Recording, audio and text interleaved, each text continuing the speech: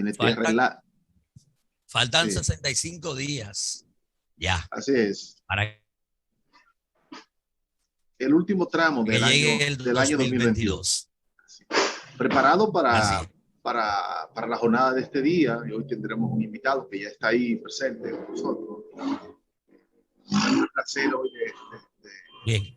de compartir con Faustino Collado, que ya está ahí, así que preparado para este día. Bien, pues hoy es el día de San Vicente de Ávila y Santa Sabina en el Santoral y tenemos algunas efemérides muy interesantes en el día de hoy. En el 1845, las tropas dominicanas y haitianas se enfrentan en el Cerro Beler, en los alrededores de Dajabón, saliendo victoriosos los criollos al mando del general Francisco Antonio Salcedo.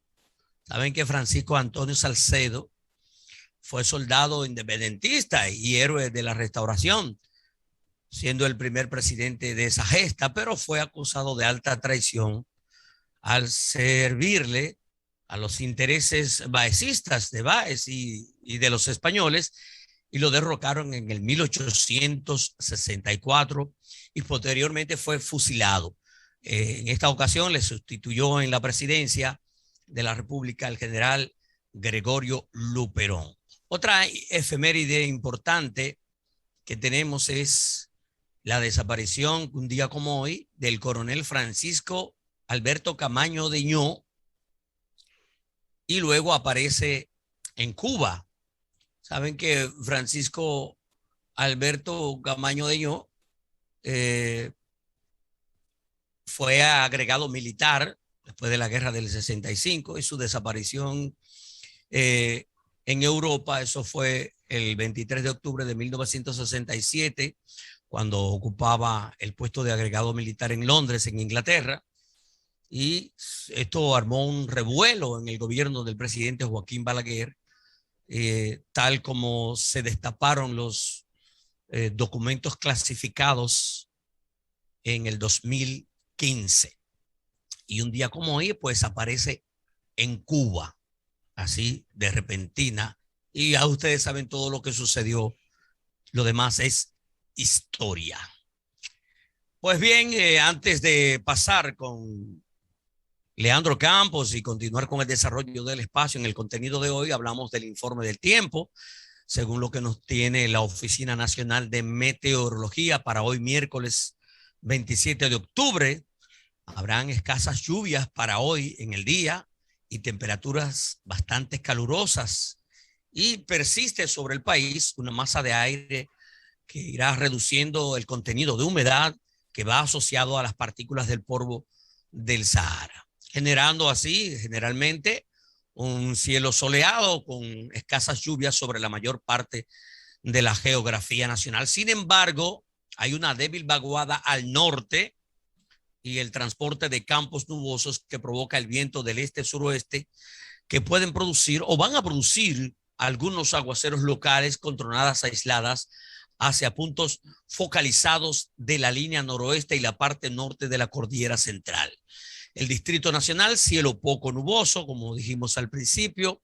Santo Domingo Norte, soleado con escasas lluvias, igual que Santo Domingo Oeste, Santo Domingo Este, y el Gran Santo Domingo empezó a vivir temperaturas desde los 24 grados Celsius con las que amanecemos, y las máximas estarán entre 29 y 32 grados Celsius, y una mínima oscilará entre los 22 y hasta los 24 grados Celsius para el día de hoy.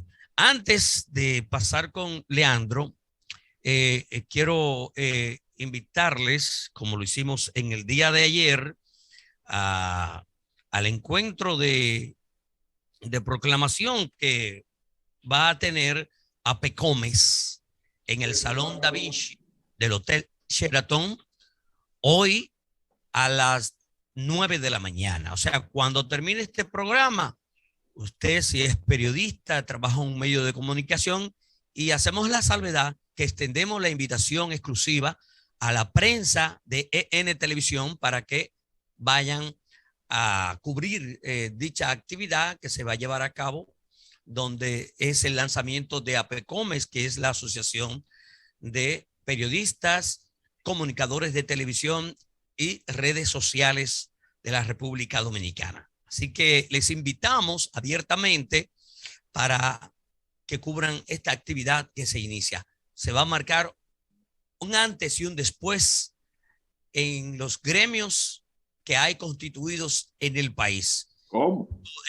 Sí, señor. Esto está trabajando fuertemente y no es como tú dijiste, que sería, qué sé yo, una asociación de bocinas. No, no, no, nada que ver, nada que ver. No, también estás invitado para que forme parte de esta asociación que se llama APECOMES.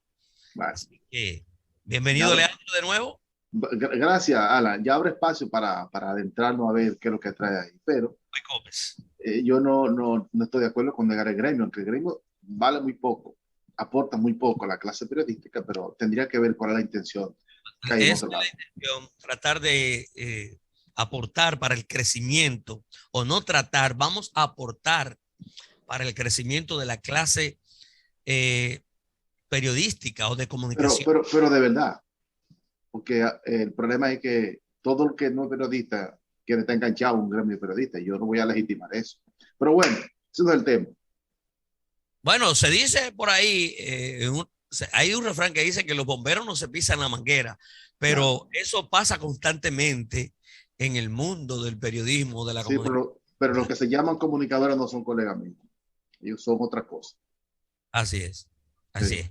Bien, hay temas interesantes hoy que tratar y yo creo que hay uno muy interesante también que conocer, porque la Procuraduría General de la República junto a la Dirección Nacional de Control de Drogas ejecutan ya desde la madrugada de hoy, de este miércoles, allanamientos y apresamientos a nivel nacional en una acción contra el narcotráfico y lavado de activos denominada Operación Larva.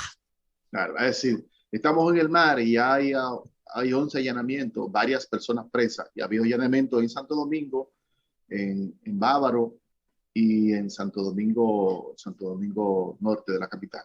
En la zona turística de Punta Cana. Así es, está en proceso, aún no están todos los detalles, pero esa operación ya está en marcha. Así es, hasta el momento se han detenido ya 10 personas, según la fuente vinculada a las investigaciones. Bien. Bueno. Es importante, yo creo que, bueno,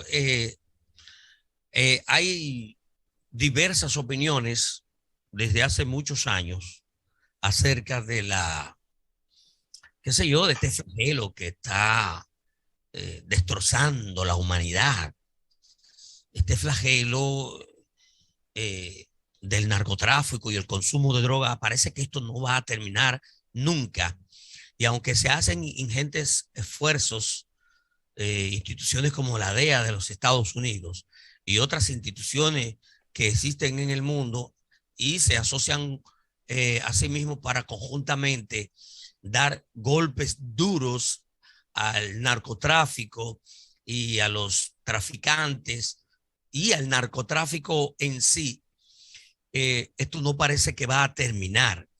No sabemos a ciencia cierta dónde vamos o dónde irá a parar la humanidad, porque el crecimiento del consumo de drogas en nuestros jóvenes, incluso en nuestros adultos ya, de lo que han estado y siguen estando consumiendo estos tipos de estupefacientes, no sé si tendrá que devenir tarde o temprano en una legalización de ciertas drogas a nivel terrenal, diría. Dice en el campo, eso es harina de otro costal, que hay que esperar, porque aquí básicamente no tenemos un gran problema de consumo, sino de narcotráfico, de tráfico, de tomar a la República Dominicana como puente del tráfico de drogas. Aquí permea mucho el microtráfico, porque aquí nosotros servimos de puente para alimentar las grandes naciones. Así es. Los grandes consumidores de drogas. Los grandes consumidores. Estados Unidos, Europa, esas naciones de esos grandes continentes. Son los que más consumen las drogas que se producen tanto en Colombia como en Venezuela y esos países que son trasladados hacia República Dominicana y se paga con especie. O sea, con la misma droga se paga y esa es la que permea entonces como el microtráfico en República Dominicana.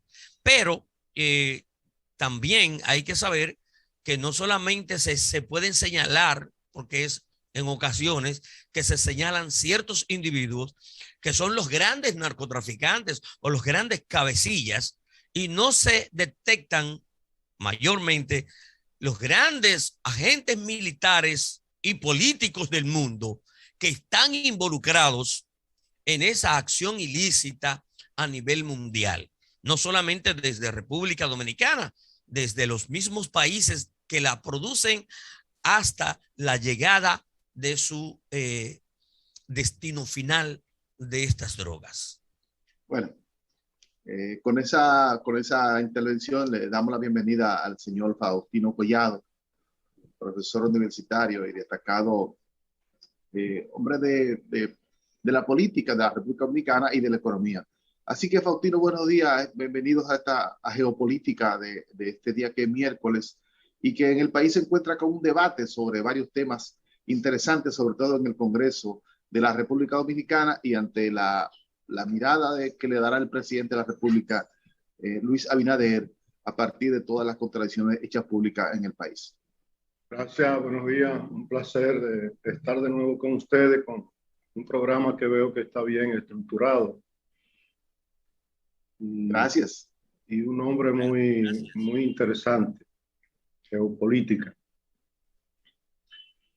Fíjate, la situación fiscal de República Dominicana es precaria desde hace muchos años, porque poco a poco se ha ido asentando un sistema fiscal con muchas distorsiones. Yo podría decir que empezó en 1983, cuando se inició el ITEVIS, con un 6%, y ya va por un 18%.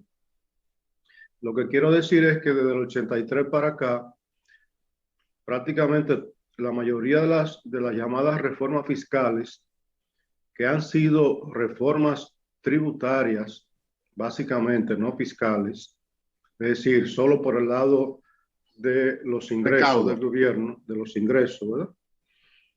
Porque cuando hablamos de reforma fiscal, tiene que comprender una reforma por el lado de los ingresos y una reforma por el lado del gasto. Y cuando tú ves todas las propuestas de reforma que se han hecho en los últimos 20 años, y más todavía, solo son por el lado de los ingresos, o sea que no han sido reformas fiscales, sino reformas tributarias o impositivas. Y esa reforma, poco a poco han ido recayendo los tributos, los impuestos en el consumo de los dominicanos, que es la gran masa de la población, ¿verdad?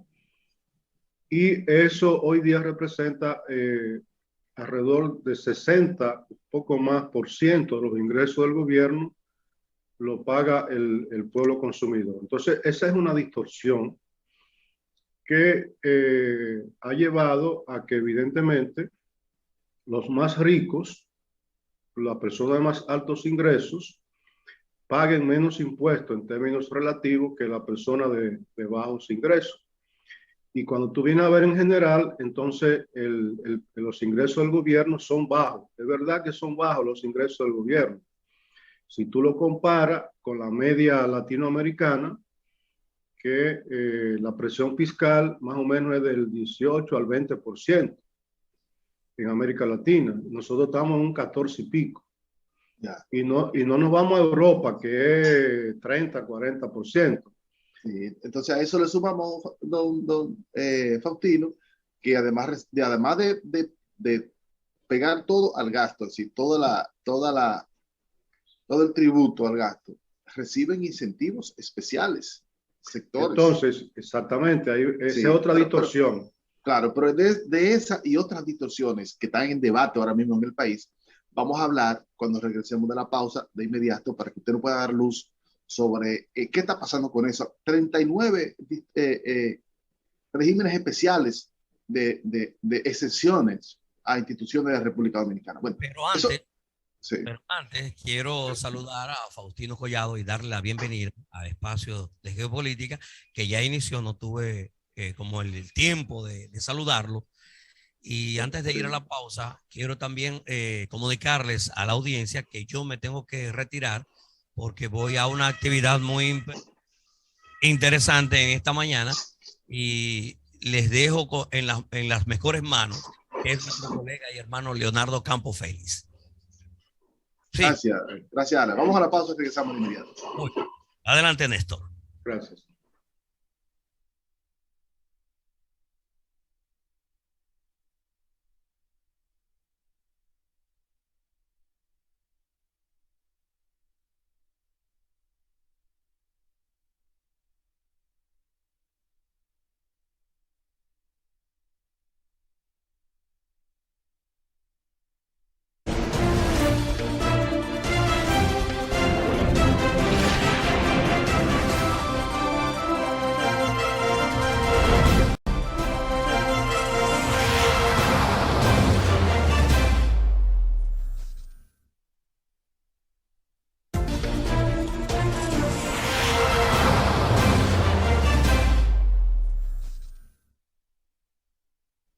Seguimos, estamos de regreso aquí en su espacio geopolítica de este día que es miércoles. Tenemos el placer de estar compartiendo con Faustino Collado. Maestro, le decía antes de la pausa que el país ha puesto al desnudo ahora todas las distorsiones que tienen que ver con las exenciones fiscales que se dan a muchísimos sectores de la República Dominicana y que abrió un debate en el Senado de la República en la que los senadores, los legisladores no quieren quitarse de lo que se llama su privilegio, el barrilito, como otros privilegios, y están asumiendo quitarle las exenciones a todo el mundo, incluyendo incentivos especiales a la producción agrícola, al turismo, a la educación, a la salud y otros. ¿Cuál es su visión en términos generales sobre este hecho? Sí. Debo decir que el presupuesto público es una síntesis del Estado. Sí. Que representa las estructuras del Estado, representa las políticas públicas y quienes sostienen el Estado. Entonces, es un buen tema para uno desnudar la injusta distribución del ingreso en República Dominicana y las inequidades que hay. Hablamos de esa primera distorsión, que es que la mayoría de los impuestos, ingresos del gobierno, recaen sobre el consumo de la población, mientras las personas con más ingresos no tributan lo suficiente en comparación con lo que tributamos los consumidores.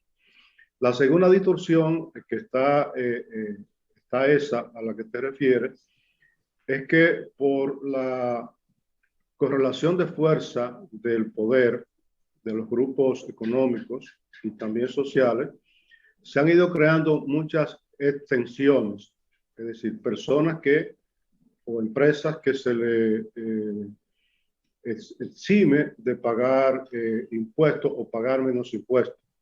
Además de las exenciones, están exoneraciones, es decir, que también se libera de pagar impuestos. Y también están los subsidios, ¿verdad? Son 3 renglones. No solo eso, hay más renglones. O sea, hay muchas empresas que se le da incentivo también. Incentivos, se le da crédito fiscal, se les reduce, se llegan a acuerdos con empresas cuando deben, se han atrasado en el pago o deben mucho dinero, se llegan a acuerdos para reducir el pago. Son como 6 o 7 renglones que entran dentro de la categoría del gasto tributario. Es decir, gasto tributario porque el gobierno no deja de recibir esos tributos. Entonces, el Congreso se ha montado sobre esta distorsión del gasto tributario inequitativo que hay en República Dominicana, porque a ellos se les tocó una parte importante que es las exoneraciones, que se han criticado bastante y han reaccionado con una distracción, porque lo que ellos han hecho es una distracción política, proponiendo un proyecto de ley donde eliminan todas las exenciones y todas las exoneraciones. Y eso no es correcto lo que ellos han hecho. No es correcto porque no todas las exenciones son erróneas o no son necesarias. Dentro del paquete de gasto tributario, o sea, de los tributos que el gobierno deja de cobrar por diferentes razones, que están previstos para el 2022 en 285,000 millones de pesos, hay varios renglones. Profesor, pero esa es la tercera parte del presupuesto. Sí, pero es la tercera parte de los ingresos corrientes internos, ¿sí? Sí. Más o menos, que serán 876,000 millones, ¿verdad? Así es. Entonces, pero ¿qué es lo que pasa? Que tenemos que hacer conciencia porque los legisladores están manipulando la opinión pública y a la gente que no domina mucho este tema, en el sentido de que todas las exenciones son negativas y no es cierto. Por ejemplo, la primera y más grande exención es la del ITEVI a los productos agrícolas o primarios o no elaborados, que son 161,000 millones de pesos. Si tú quitas esa exención y le cobra impuesto entonces a todo, le va a cobrar ITEVI al plátano, a la yuca, al arroz, a la habichuela. Entonces, ¿quiénes van a ser los más perjudicados? Van a ser los pobres. De manera que esa exención del ITEVI no se puede quitar a menos que no se reduzca el 18% a una cifra menor. Yo podría estar de acuerdo que se le cobre ITEVI a todo, es una modalidad, y que el ITEVI se baje, por ejemplo, al 10%. Pero eso no es lo que los legisladores están planteando. Sí. Pero... La segunda exención que ellos están eliminando es la de los impuestos selectivos a los hidrocarburos, que son unos 36,000 millones de pesos. Y ahí ciertamente hay exenciones de empresas que se les exonera el impuesto de importación de combustible porque son generadores especiales, como la Falconbri y otras grandes empresas que tienen su propia planta y generan su propia electricidad. A esas se les exonera. Y yo no la más rigor. Sí, las mineras y otras grandes empresas que son generadoras. Esos son, lo que está previsto para el año que viene son 44,000 millones de pesos. Entonces, ¿pero qué ocurre? Que ahí están las exenciones también a las amas de casa. O sea, hay una exención del gas licuado de petróleo que a veces se convierte en subsidio vía el bono gas, y entonces eso no se debe quitar de manera total, sino dependiendo del sector que sea. ¿Te das cuenta? Sí, pero hay una cosa importante. Yo pienso que la propuesta de los legisladores tiene algo positivo. Ponía al desnudo al debate sobre el tema de las excepciones. Y yo pienso que aquí lo que hay que establecer es criterios, no chantaje. Es decir, los incentivos de exenciones fiscales, si que dejan de pagar el impuesto al Estado para promover actividades productivas, valga redundancia, en el país, yo pienso que eso debe ser revisado. Porque yo me pregunto, el incentivo al turismo, por ejemplo, o la zona franca, si tú buscas, en un momento determinado de la vida, fueron importantes para incentivar la producción y el desarrollo de esos sectores. Pero ya esos sectores hace años que están montados en rieles totalmente ascendentes, que son altamente rentables y que ya han producido grandes riquezas a ese sector. Claro, así pasó con los incentivos de las zonas francas industriales de Herrera, que fue la primera, que empezaron en el 68-69, que era por 20 años. Sí. Luego se le prolongaron, pero hoy básicamente esas exenciones no existen. El turismo, por ejemplo, ya lleva más de 20 años con estas exenciones de impuestos y actualmente, en comparación con la zona franca, lo del turismo no es tanto. Lo del turismo es alrededor de 7.000 millones de pesos y la zona franca son 36.000 millones de pesos más o menos que tienen de exenciones. Eso es un absurdo. Entonces, porque la exención del turismo es por lo que se llama polo turístico. ¿Cuáles son las exenciones del turismo que yo estoy de acuerdo que permanezcan? Los polos turísticos nuevos. ¿Los nuevos? Pero ya Punta Cana no necesita más incentivos porque ese es un polo. Todo lo contrario. Debiera grabarse su ganancia. Exactamente. Entonces, eso hay que regularizarlo. Yo estoy de acuerdo contigo de que sí.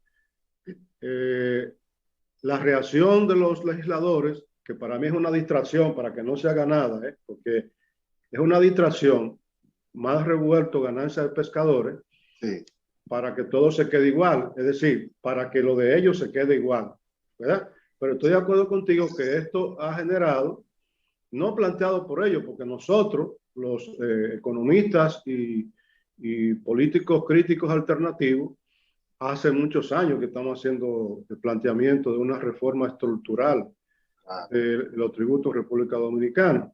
Pero es cierto, en lo que ellos han hecho, por su reacción, que convirtieron ayer en un proyecto de ley aprobado en primera lectura, abre otra caja de Pandora, además de los papeles de las empresas offshore.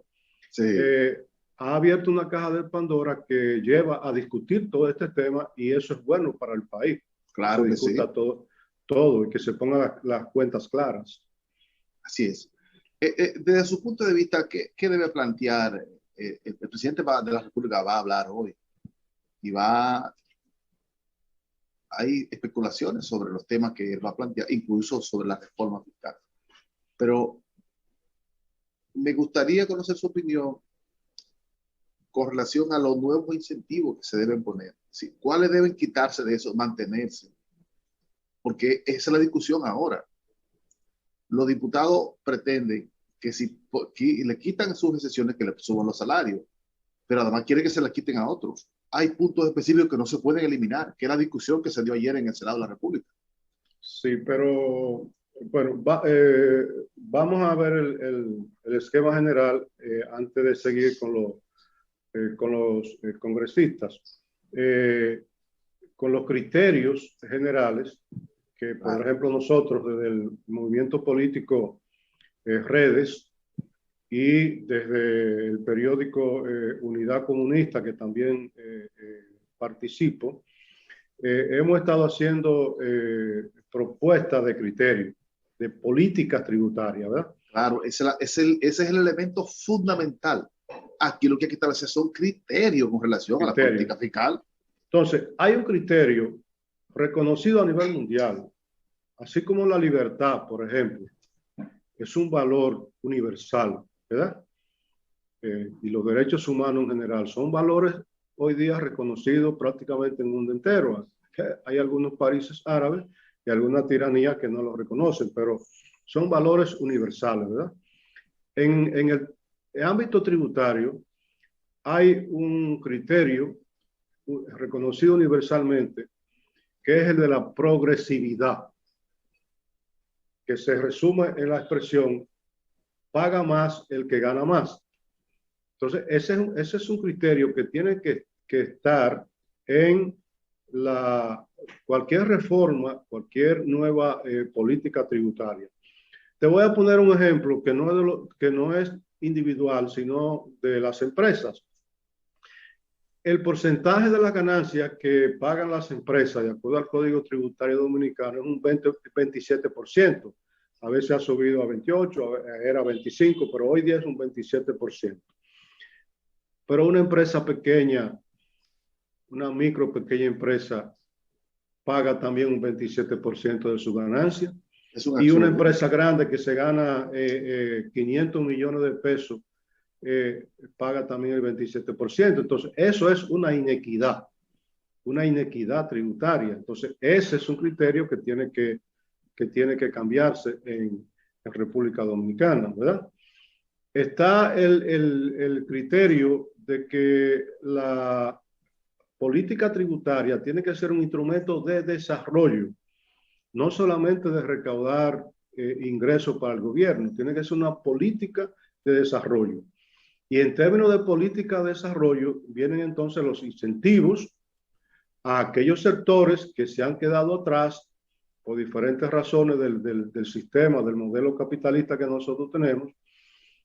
Y esos sectores tienen que ser elevados, tienen que ser ayudados, ¿verdad? Lo mismo que los pobres y personas de menos ingresos. Hoy día, en el Código Tributario que nosotros tenemos, aprobado en el 92, se le exonera de impuestos a las personas que ganan hasta 34,000, poco más de 34,000 pesos. Es un incentivo que contribuye a la disminución de la pobreza, porque si tú ganas 20,000, 15,000 pesos y te cobran impuestos de eso, entonces a ti te están haciendo más pobre. Entonces, por eso es que, contrario a lo que han planteado los legisladores, que lo han planteado de manera lineal, esa exención que existe desde 1995 no se debe quitar. Es decir, el que gana poco no debe pagar impuestos sobre la renta, porque sería hacerlo más pobre. Entonces, el tributo, los impuestos, debe ser un instrumento de redistribución del ingreso, un instrumento de equidad social que se debe aplicar. Sí. Y luego está el propósito del fin del Estado. ¿Cuál es el fin del Estado?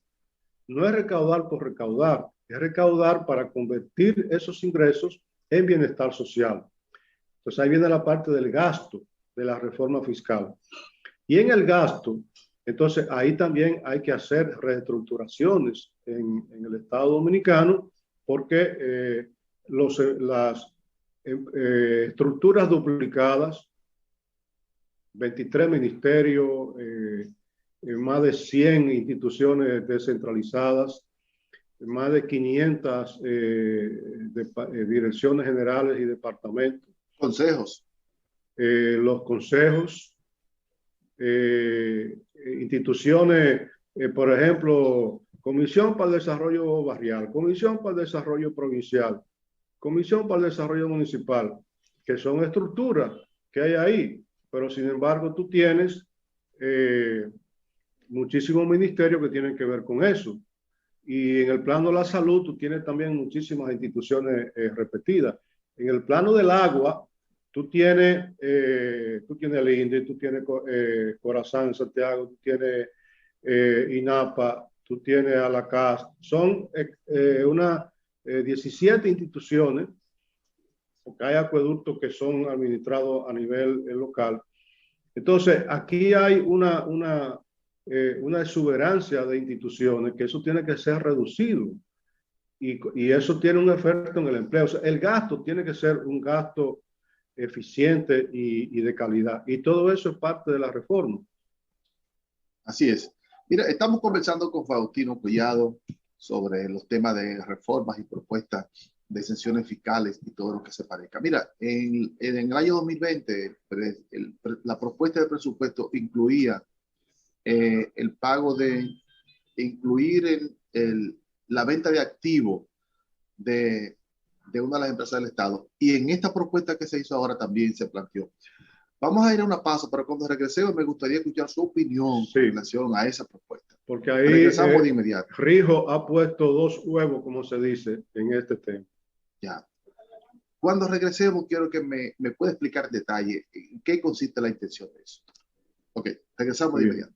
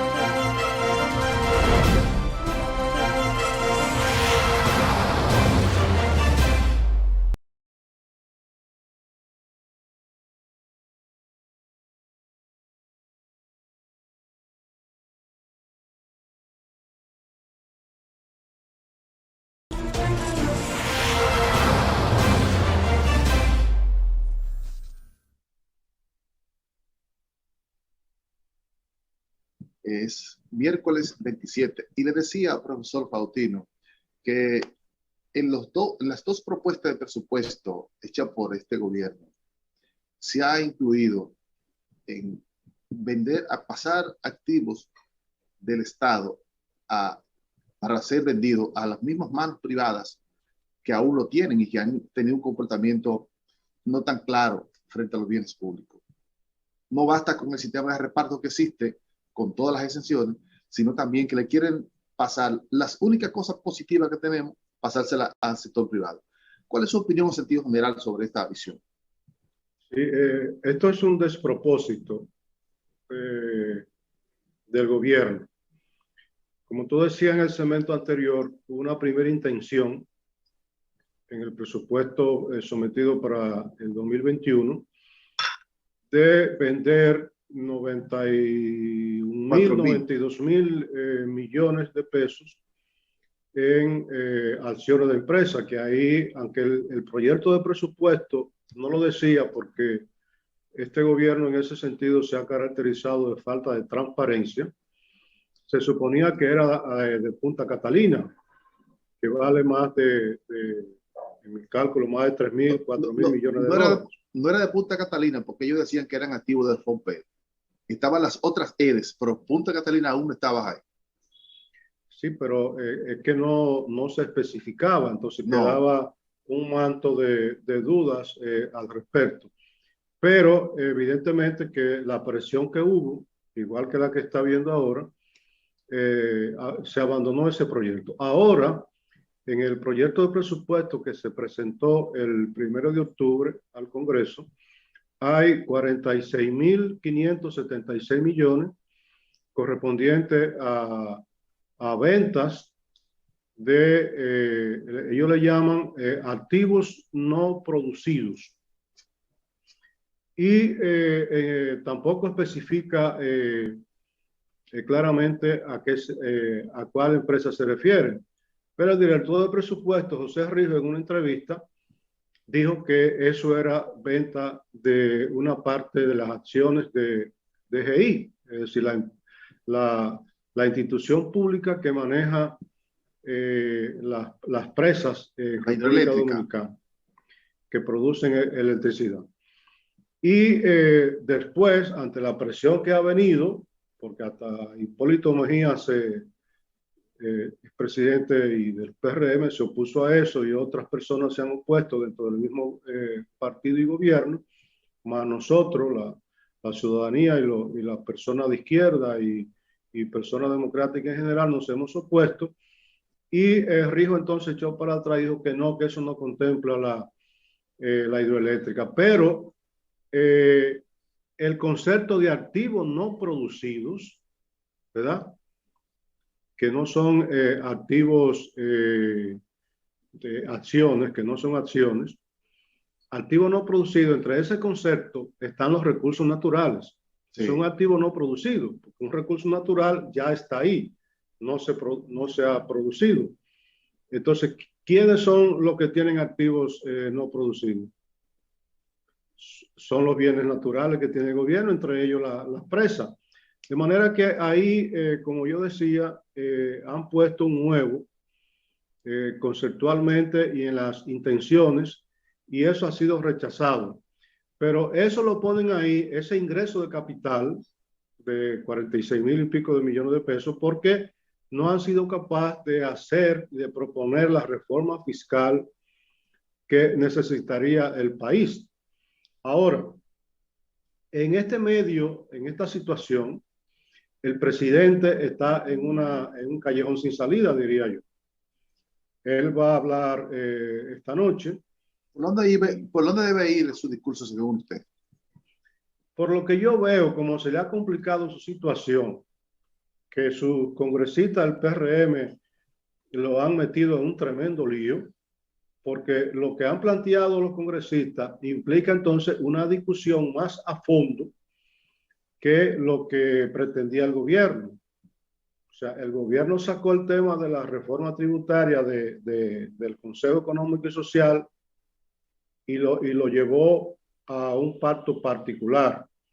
Pero eso no ha caminado porque el Fuerza del Pueblo se opuso, PLD se opuso, la izquierda nos hemos opuesto, y ahora los congresistas le salen con este buscapié, como se dice, que le complica todo el panorama. Ante esa situación, yo avisoro que nuevamente el presidente de la República va a posponer el tema. Sí, la reforma. La reforma lo va a posponer para más adelante, cuando se haga una propuesta más estudiada, porque es que el gobierno ni siquiera ha hecho una propuesta. Que eso que salió el día pasado, aunque viniera del gobierno, el gobierno no lo asumió. Es que el gobierno ni siquiera ha hecho una propuesta. Entonces, en medio de esta situación, es difícil conciliar todo este escenario, faltando poco tiempo para aprobar el presupuesto, porque eso tiene que ir a comisiones, diferentes comisiones, y la discusión está totalmente encendida. Pero el presupuesto no está sujeto a la reforma. No está sujeto a la reforma. Lo que pasa es que ahí hay 174.000 millones de deuda. Y entonces el país tiene una crítica al endeudamiento. Y estamos llegando al tope, además. Y resulta que puede ser que el gobierno hiciera una estrategia de que él sometió el presupuesto porque constitucionalmente estaba obligado a hacerlo el 1 de octubre, pero con la intención de mandar luego una reformulación. Eso es lo que ha estado para mí manejando el gobierno. Bueno, yo lo mando porque tengo que cumplir con la Constitución, pero en el medio de octubre o principio de noviembre mando una reformulación, incluyendo la reforma fiscal, porque el déficit que hay actualmente es insostenible en esta situación, porque tendría que ser cubierto de 3 maneras: con impuestos, con más endeudamiento o con reducción de gasto. Y el gobierno no se ha decidido más que por el endeudamiento. Pero si tú te endeudas, ¿qué es lo que está tú propiciando? Por un lado, reduciendo tus gastos, porque tú tienes que pagar más interés y más capital fuera del país. Entonces tú estás reduciendo tus gastos. Y reducir los gastos en un presidente que toda la semana está haciendo visitas sorpresa con otro nombre. Ajá. Y comprometiéndose con muchas obras, algunas incluso que no están en el presupuesto, necesariamente requiere de más ingresos. Y los ingresos vienen por el lado tributario. Pero entonces eso requiere una discusión nacional a fondo, una correlación de fuerza más equilibrada, que en este momento ya es visto que el presidente no la tiene. Por eso yo pienso que va a posponer el tema para más adelante y hacer un rodeo y quitarse esta presión política de encima, porque no han sabido manejar el asunto. Y el ministro de Hacienda y el director del presupuesto vienen cometiendo errores tras errores por su concepción neoliberal, que lo que defienden es al sector privado, como tú decías.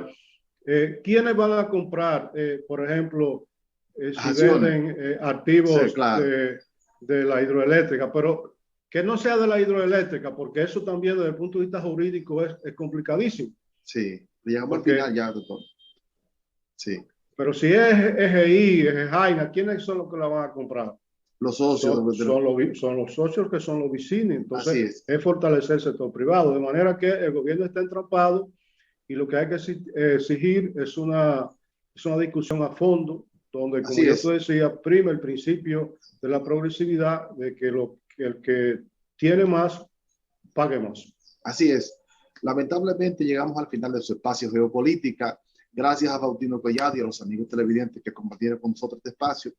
La suerte está echada y hay que seguir profundizando sobre la reforma, sobre quién paga más y quién paga menos, como debe ser en el ámbito de la justicia.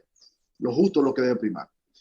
Lamentablemente llegamos al final. Será hasta mañana cuando tendremos de nuevo en este espacio de Geopolítica.